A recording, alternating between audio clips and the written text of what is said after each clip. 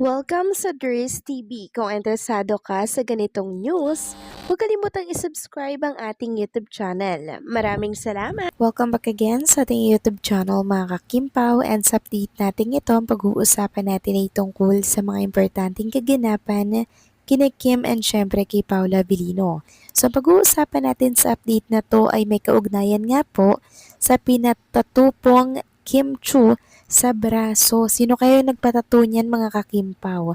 Yan ang malalaman niyo po mamaya. And also pag-uusapan din natin itong isang good news and bad news for Chinita Princess. Mamaya tatalakayin natin yan, okay? Pero bago po ang lahat, maraming salamat sa inyong patuloy na pag-support at pagsubaybay sa mga daily update natin. Kaya naman bilang pasasalamat, narito po ang isang napili kong komento patungkol ito sa naging previous update. Mula ito kay Ginang Rose Maridiano. Sabi niya po, naghihilaan kasi yan ng boat Miss Dries. Medyo tumaas yung boat ni Anne, kaya nahila niya yung boat ni Kim at Paulo. Kaya si Piang sana ang pangatlo, naunahan na siya ni Anne at naging 1% na lang ang boat niya. So, ganun po pala yun, Ginang Rose Maridiano. Pabago-bago po pala talaga yung percentage ng boto ni Kim and Paulo dahil yun pala yun. Akala ko naman nagkakaroon po ng glitch kasi hindi rin po ito naiintindihan ng ilang mga fans. Diba? Akala po nila nadudugas or nadadaya po mga kakimpaw. So, ganun pala yun. Pag nakakahila po ng boto yung kalaban, bumababa pala yung kay Kim and kay Paulo. Kaya sana po mga kakimpaw, patuloy po tayong bumoto kasi until July 14 pa naman po ang botohan para po sa SDA. So ipanalo po natin itong si Paulo, alinman sa kanilang dalawa ni Chinita Princess. Kasi alam nating karangalan ng isa, karangalan po ng lahat yon or nilang dalawa mga kakimpaw. Kaya Kim and Paulo man ang manalo, wala po tayong issue doon mga kakimpaw. Pero hopefully, ang manalo dito ay si Paulo since ito po ay talagang na-request ni Chinita Princess na si Paulo po ang panaluhin this time. 'Di ba? Kasi noong 2024 ay nanalo na po siya ng SDA. Gusto niyang iparamdam at iparanas naman kay Paulo yung na-feel at naramdaman niya po nung siya po ay naglalakad or naglakad sa red carpet para tumanggap po ng award dito po sa Korea. So maraming salamat sa inyong komento, Ginang Rose Maridiano. God bless po sa inyo and mabuhay kayo.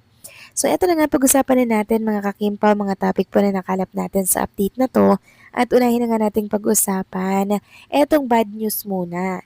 So meron po kasing pinost ang isang fan page na may kaugnayan sa tila bagay parinig na naman itong si Odi kay Chinita Princess. So nag-repost po kasi itong si Odi ng tungkol sa post po ng certified kapamilya.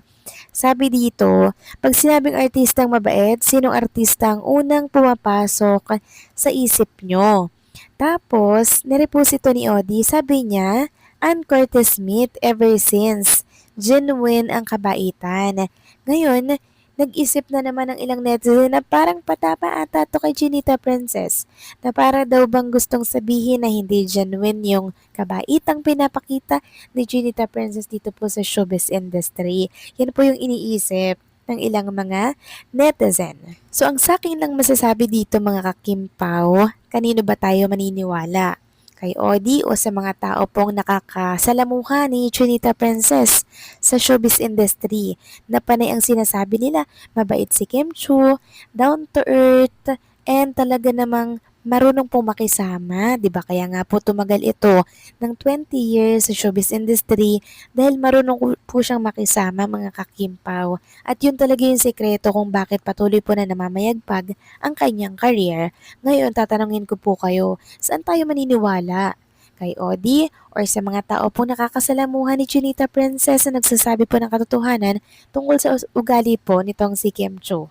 Siyempre, doon po sa mga taong nakakasalamuhan ni Kim araw-araw and siyempre, yung mga taong nakakatrabaho niya po talaga mga kakimpaw.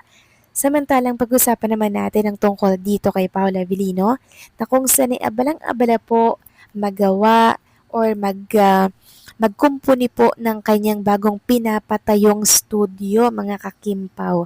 Akala nga po ng ilang fans, itong ano po sa hagdanan is tauhan gumagawa po ng studio. Yun pala, si Paolo Abilino pala yun, mga kakimpaw. Hindi natin lubos akalain na si Paolo pala.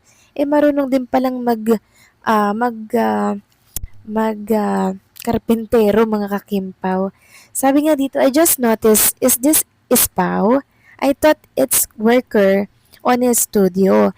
Yun pala, si Paulo pala yun. Kung hindi ko pa sinom, hindi ko mapapansin.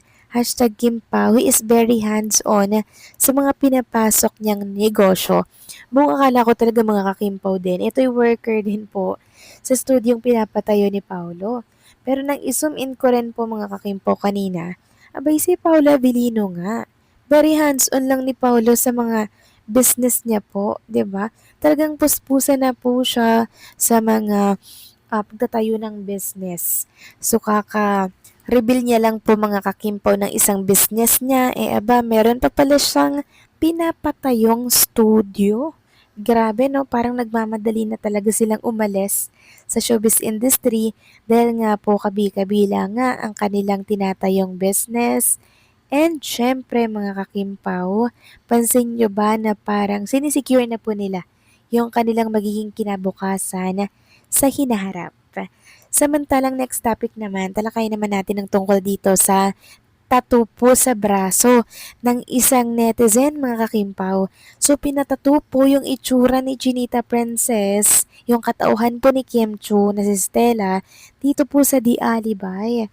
Yes, mga kakimpaw, si Alegria po ang inyong nakikita, pinatato po sa braso ng isang netizen.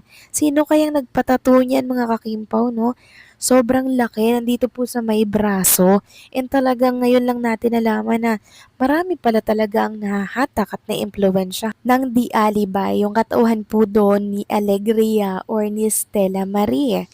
Dahil umabot na po sa punto na pinatato na po nila ang imahe ni Alegria, mga kakimpaw. Ayan po, o kitang-kita nyo po. Ganyan lagi yung suot ni Kim Chu pag nasa bar siya or ni Stella. Tapos ganyan din po yung haircut ni Kim Chu. Pero ang napansin lang po ng ilang mga fans, bakit parang kakaiba naman yung itsura dito ni Chinita Princess or ni Stella Marie? Parang hindi naman ganito yung itsura ni Chinita Princess, 'di ba? Alam naman natin na ito po ay isang tattoo lamang, pero dapat medyo malapit sa katotohanan yung itsura, 'di ba? Kasi parang ang tapang-tapang naman ang itsura dito ni Kim Chu. Sa totoo lang or sa totoong buhay, ang amo ng kanyang mukha kahit na po siya ay nagagalit. Samantalang may mga netizen pong nagsasabi na ano kaya kung gawin daw ito ni Paolo Abilino at ipatato rin daw ang itsura o imahe ni Chinita Princess sa kanyang balat. Well, hindi po yan malabong mangyari, mga kakimpaw. Lalo't alam naman natin na very malalim na po ang relationship nila para sa isa't isa. Kayo ba, mga kakimpaw, anong masasabi ninyo dito sa tatong ito? Please comment down below.